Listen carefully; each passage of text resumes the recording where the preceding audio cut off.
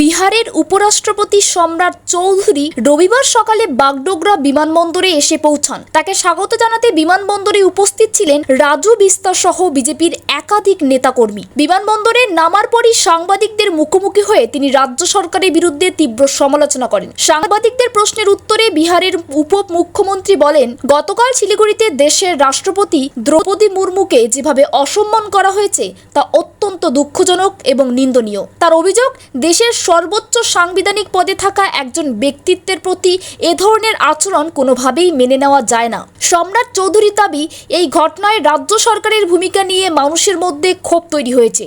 তিনি বলেন, সাধারণ মানুষই এর জবাব দেবে এবং বিজেপি এই ঘটনার শেষ দেখে ছাড়বে। তিনি আরও বলেন, রাষ্ট্রপতির মতো সম্মানীয় ব্যক্তিত্বকে নিয়ে কোনো রকম অবমাননা দেশের গণতান্ত্রিক সংস্কৃতির পরিপন্থী। এই বিষয়ে বিজেপি সর্বস্তরে প্রতিবাদ চালিয়ে যাবে বলেও হুঁশিয়ারি দেন তিনি। এই দিন বিমানবন্দরে উপস্থিত বিজেপি নেতারাও একই সুরে রাজ্য সরকারের সমালোচনা করেন। ঘটনাকে কেন্দ্র করে ইতিমধ্যেই রাজ্য রাজনীতিতে নতুন করে চাপান উত্তর শুরু হয়েছে।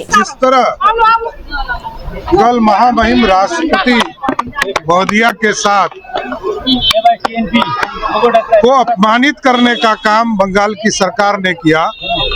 इसका जवाब हमारी जो बहनें हैं बंगाल की, उसका जवाब चुनाव में जरूर देने का काम करेंगे।